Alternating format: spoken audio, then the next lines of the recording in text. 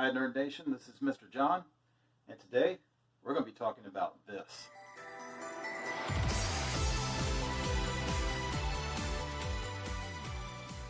"51 years ago, on July 21st, 1969, two American astronauts, Neil Armstrong and Buzz Aldrin, set foot on the moon. They were the very first two people to ever do it. And this outfit is a replica or a copy that I had built of what their spacesuit would have looked like on the Apollo 11 moon mission. To keep the astronauts safe in space and to allow them the ability to walk around outside, scientists had to create a suit that was like a spacecraft for the body.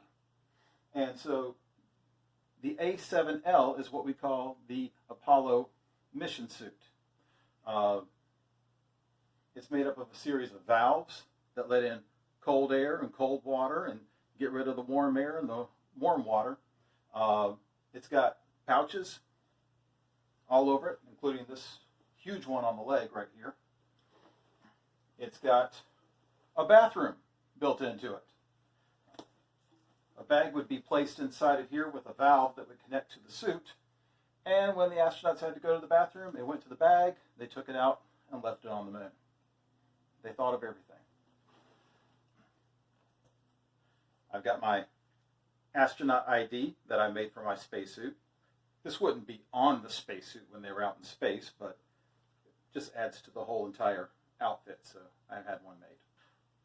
What you see me wearing right now is called the Snoopy cap, and it was the radio communications cap that the astronauts wore in the spacecraft and in their spacesuits. Their helmet fit over this, and it got the name Snoopy because the shape of the communication ears on the side looked like Snoopy's ears from the Peanuts comic strip.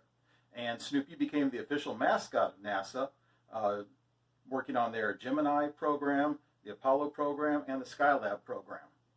The gloves that they wore were really a feat of engineering because you had to have a suit that was pressurized, but you also had to be able to protect them from heat and cold and still allow them to be able to grab things and do their job on the moon. Now the insides of the gloves have valves that are marked red and blue, left and right. So this way, if oxygen gets low in the spacecraft and they're looking and they can't tell what it is, hopefully they'll remember what the colors mean. It was just another thing to help keep things safe.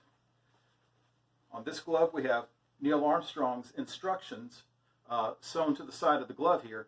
Every astronaut had their own set of instructions sewn to the glove. I chose to use Armstrong's for my glove.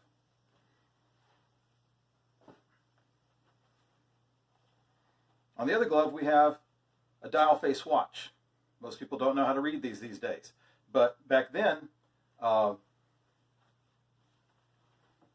had a gauge telling them how much air was in their life support pack. But astronauts preferred to know how much time they really had. So having a watch was essential to knowing how much time you had left in your air supply.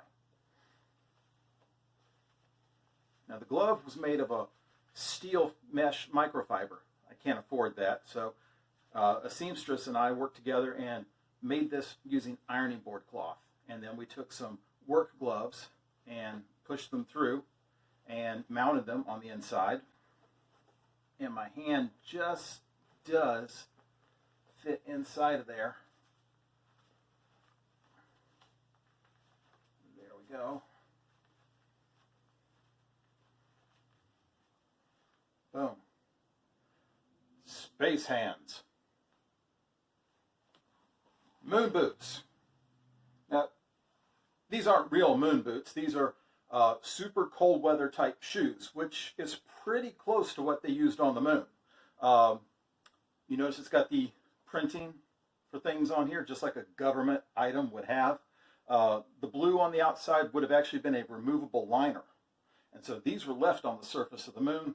The gray part and the laced up part would have stayed with the suit when they came up.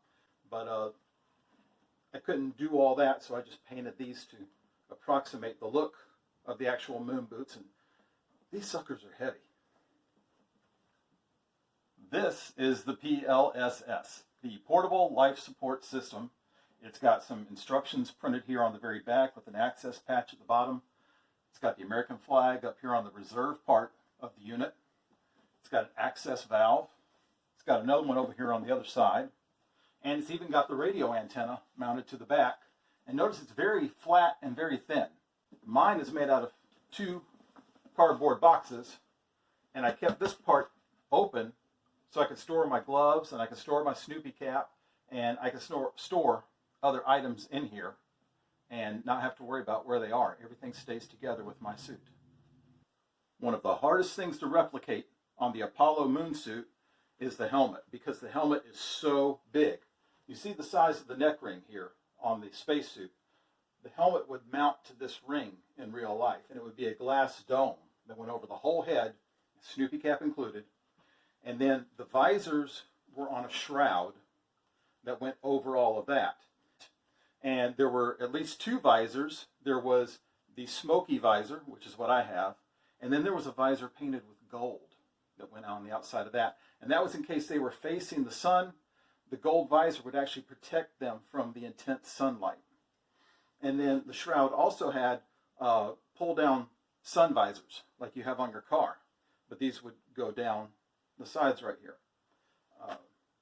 But I built this using a special kind of paper and cloth and repainting an old astronaut helmet until I can hopefully build one that looks more like the real Apollo 11 suit.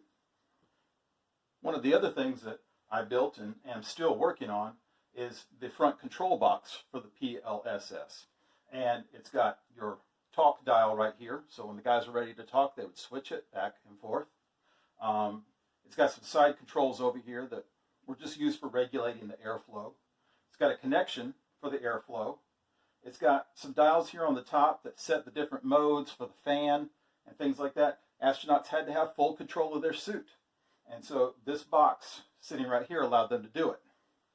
And then this funny metal spoon kind of looking thing here was actually a mount for a camera. And on Apollo 11, Neil Armstrong had a camera mounted to his chest, and it was fixed to this box right here. So that would have gone right there. Well, my suit is just a costume, and it's one very thick layer of canvas duck cloth. The real Apollo suit would have had 13 layers to it, and it would have been about 1/4 of an inch thick. That's a lot of stuff. And materials like Dacron and stuff like that would have been layered together with aluminum and a mesh for the water and other things. A lot went into making these, and it was all sewn by hand. That's the other thing. So if anything was wrong, that suit couldn't be used. But they did it all by hand to make sure it did stay right. Now, if this had been the real Apollo 11 moon landing suit, with the helmet, with the gloves, with the Snoopy cap, with the moon boots, with the PLSS, with the chest pack, everything all together would have weighed about 180 pounds on Earth. And then Neil Armstrong, the astronaut, also weighed about 180 pounds. So in total, you're looking at 360 pounds that someone's carrying around on Earth. That's a lot. On the moon, though, that's just 60 pounds. So you see those guys bouncing and so forth. That's part of the reason why they hardly weigh anything when they're on the moon. Now, the suit was built with so many layers and was built to be thick because it had to protect against radiation. And there were just a lot of things they didn't know about the moon with the first landing. What kind of dust was on there? How deep was it? Would it get into their systems? So more layers offered more protection. Plus, the temperature on the moon goes 280 degrees below zero in the shade and over 270 degrees in the sunlight. So your suit had to be able to take a whole lot of stuff. And these things were tough.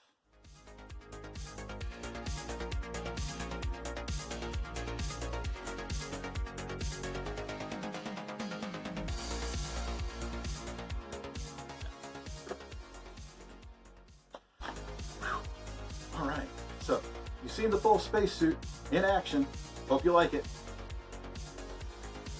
I hope you enjoyed this tour of my cosplay spacesuit, the replica of the Apollo 11 moon landing suit.